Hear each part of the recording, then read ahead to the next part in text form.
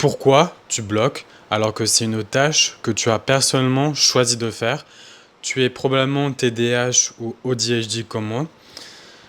Tu es motivé, tu es ambitieux, tu as envie de débloquer cette créativité que tu sens en toi, tu sens que tu as du potentiel, mais au moment où de faire la tâche, tu sens que tu es bloqué et tu sais pas pourquoi, pour qu'est-ce que tu fais, qu'est-ce qui te bloque quand tu veux passer à l'action mais que tu n'y arrives pas. C'est quelque chose qui m'est souvent arrivé et je veux t'aider à débloquer ce potentiel que tu sais que tu as. Tu es jeune, tu as envie de réussir dans ta vie, suis ces conseils que je vais te donner. Donc cette partie, je vais t'aider à comprendre le problème.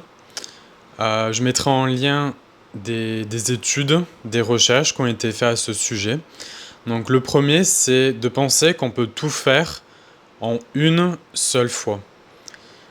C'est pas possible. Le TDAH fait qu'on a cette impression qu'on doit faire tout de suite ou rien.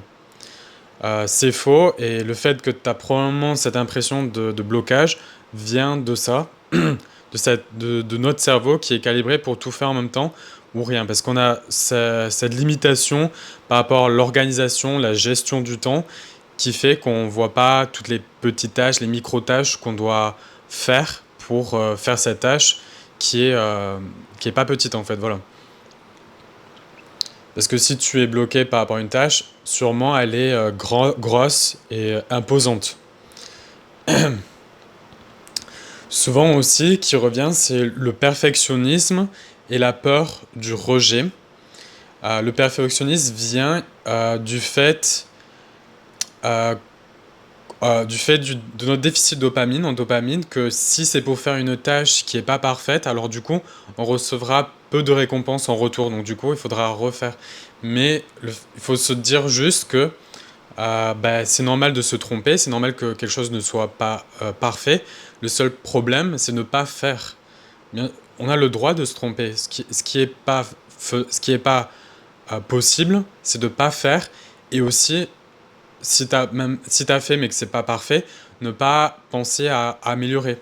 À améliorer par exemple les vidéos YouTube, cette vidéo, c'est sûr qu'elle sera pas parfaite, mais j'aurai de la data et du coup la prochaine fois ça sera mieux et au fur et à mesure, j'arriverai à, à arriver à cet objectif que je me suis donné. Mais la tâche pour aujourd'hui, c'était faire une vidéo. Voilà. Aussi, il faut se dire que notre cerveau fonctionne de manière totalement différente des autres, c'est-à-dire que on a une pensée qui est pas linéaire. On pense souvent à deux choses en même temps quand on fait quelque chose. Par exemple, ce matin, j'ai lu un livre sur la bourse. Enfin, la bourse et le Bitcoin parce que je veux gagner ma vie en fait plus tard, bien sûr. Et j'ai mis 2 ou 3 minutes à lire une seule phrase, à essayer de concentrer pour lire cette même phrase, mais c'est une habitude que je me suis fixée et tous les matins pendant 20 minutes, je lis ce livre, même si ça prend 20 minutes pour lire la même phrase. Tant que c'est régulier et tant que j'ai l'impression que je fais des progrès, c'est bon. Et de toute façon, il faut voir sur le long terme ou le moyen terme. Le TDAH ou l'ADHD, on a cette vision court terme, pas forcément ce moyen long terme. Et c'est pour ça qu'il faut s'aider avec des outils ou juste en prendre conscience. Et voilà, arriver à adopter un mindset, c'est important. Le mindset, c'est la chose la plus importante qui puisse exister, je pense. Euh, donc voilà, on a cette pensée en arborescence ou pas linéaire du tout. Du coup, quand tu fais une tâche, c'est normal que si tu fais deux choses en même temps. Tu peux faire deux choses en même temps. Par exemple, lire et en même temps écouter une musique d'ambiance ou écouter une vidéo YouTube en background. Mais ça sera pour notre partie. Voilà. C'est cette fameuse pensée en arborescence. Et mon rire un peu original. Bref. Et du coup, pourquoi une tâche choisie devient menaçante? Car on a un cerveau qui est un peu limité par rapport à l'organisation, la gestion du temps. Du coup, on ne sait pas comment la prendre, cette tâche-là, et on a du mal à la fragmenter, du coup. À la fragmenter en plusieurs parties, et voilà. Du coup, c'est pour ça il me semble, pourquoi on est bloqué. Et on a cette vision court terme, du coup. Du coup, j'ai envie de parler avec vous de tout ce qui m'a fait du tort par rapport à ce TDAH qui m'a dans ma vie personnelle. Du coup, on m'a diagnostiqué à l'âge de 25 ans un TDAH assez prononcé, très inattentif, je suis pas inattentif du tout. Quand quelque chose m'intéresse pas, j'ai du mal à. Et je vois très bien que par exemple, quand j'avais travaillé à Leclerc, j'avais travaillé une fois à Leclerc en tant que préparateur de commandes. Et j'avais quand même dit à mes collègues que j'avais fait des études supérieures, j'avais fait même une classe préparatoire. Et on m'a dit comment c'est possible que tu as fait cette classe préparatoire et de pas arriver à faire des tâches simples. Parce que je pense que j'oubliais, je faisais des heures d'étourderie énormément. Et du coup, c'est ça qui me faisait. Même quelqu'un m'avait dit, euh, j'ai l'impression que tu le fais exprès en fait. Alors que pas du tout. Moi, quand je fais quelque chose, je le fais à fond. C'est ce TDAH là, c'est soit tu fais un truc à fond ou soit tu le fais pas. Et voilà, moi j'avais envie et en plus, le cerveau autiste fait que bah, j'aime bien tout ce qui est structuré, tout ça, donc voilà. Et en plus, cette personne-là, un collègue que j'avais, la même personne qui m'avait dit ça, m'avait dit, c'est la première personne que je vois qui réfléchit comme toi. Et du coup, ça m'a vraiment cassé mon estime de moi. Et du coup, c'est comme ça que j'ai commencé à regarder des vidéos YouTube de personnes qui témoignaient par rapport à leur vécu en tant qu'autiste et TDAH. Et du coup, bah, je me suis reconnu à 100% et ça c'était à mes 21 ans. Mais j'ai fait des démarches de diagnostic à mes 25 ans parce que je savais de toute façon que j'avais quelque chose voilà. Je mettais le doigt sur quelque chose mais bon, après avoir le diagnostic, ça permet d'avoir les aménagements nécessaires, bien sûr. Bref.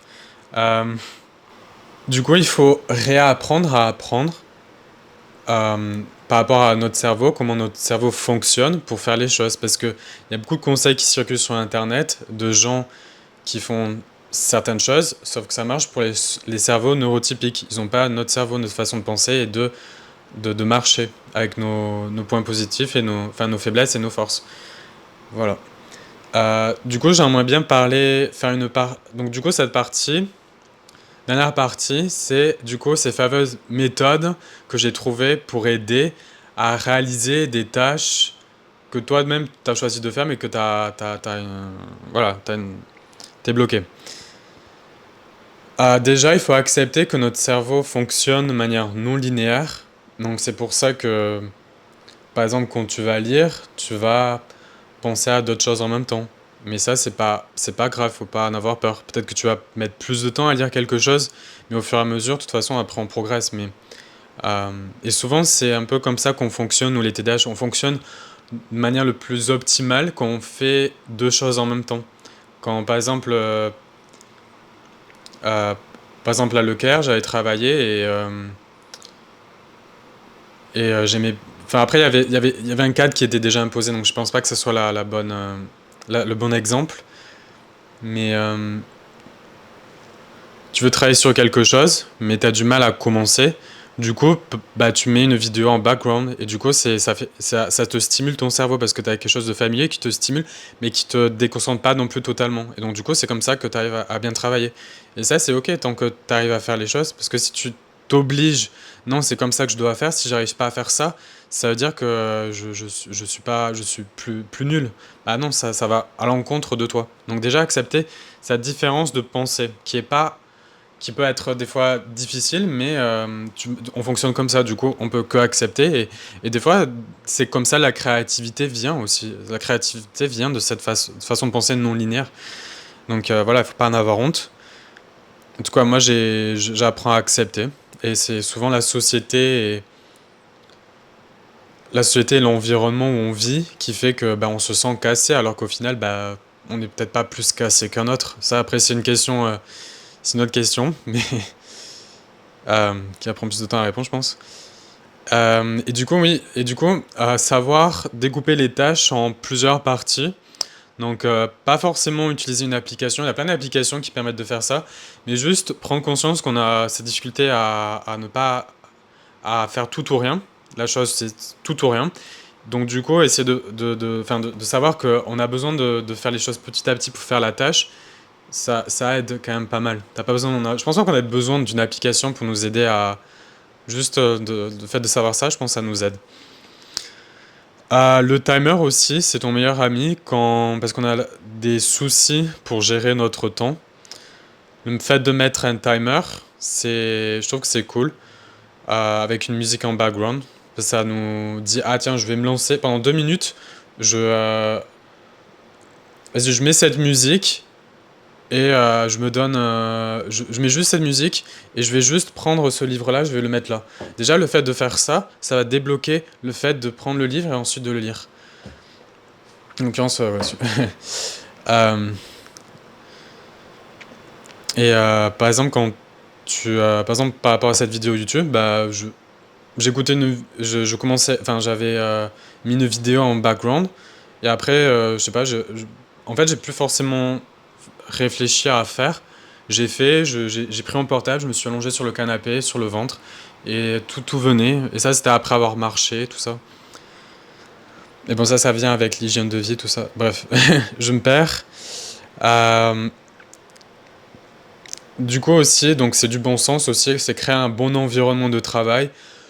Que tu aies un TDAH ou les deux, autisme et TDAH, on est souvent très affecté par le bruit qui nous est pas familier, qui nous agresse finalement. Donc du coup, avoir un environnement familier, mais quand même qui stimule, mais stimulation familière, répétitive, je trouve que c'est bien. Parce que je peux pas travailler dehors sur la terrasse. J'ai une terrasse ici.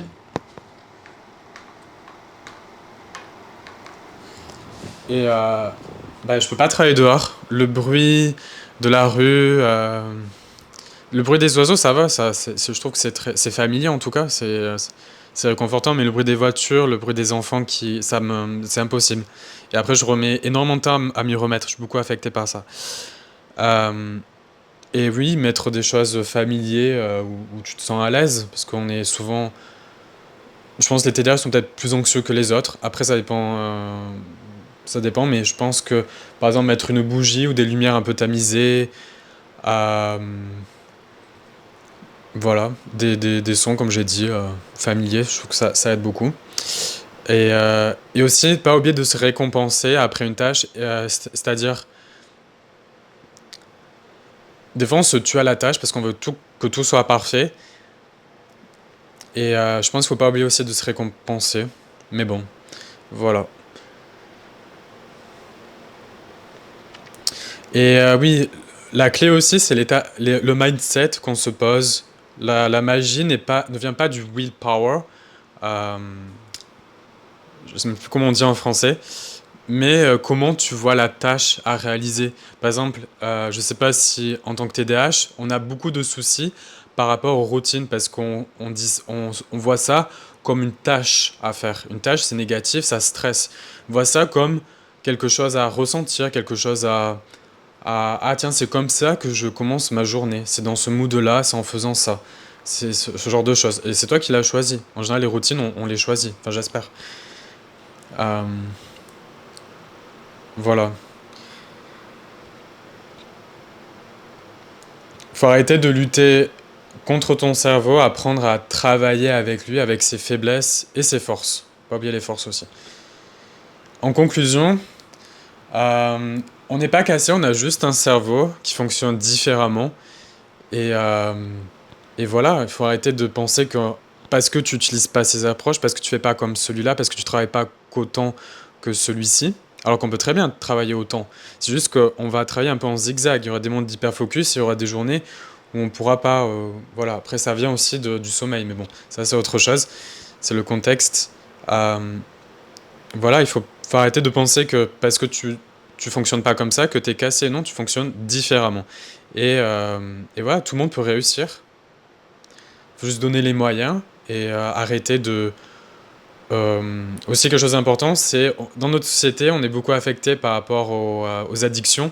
Donc le fait de savoir quelle chose que tu fais dans la journée n'est pas bonne pour toi et de les enlever, avoir cet état d'esprit, je le fais les choses pour moi, euh, je, je crois. Après, c'est un autre sujet pour la vidéo, mais parce que nous les êtres humains, on est des états, euh, on est Les êtres humains, on est des êtres spirituels et du coup, on a besoin de spiritualité pour faire les choses. Parce que si tu fais les choses pour quelque chose de matériel, en général, ça donne pas forcément de motivation. Tu fais quelque chose pour toi, pour les autres, parce que tu aimes faire ça. On marche comme ça en fait. Mais ça, c'est un autre sujet. Voilà, j'espère que cette vidéo t'a aidé et t'a réconforté dans le sens où il y a des solutions et c'est pas forcément les solutions que tu crois qui marchent. Voilà. N'oublie pas de laisser un commentaire s'il y a des sujets de vidéos que tu as envie que je parle ou des choses que tu as moins aimées. Je prends tous les commentaires. Voilà. Comme phrase de fin, je dirais ne reste pas tout seul, va parler aux gens. C'est pas parce que t'es neuroatypique que t'as l'impression d'être cassé que tu l'es. Va parler aux gens, va te sociabiliser, ça te fera le plus grand bien.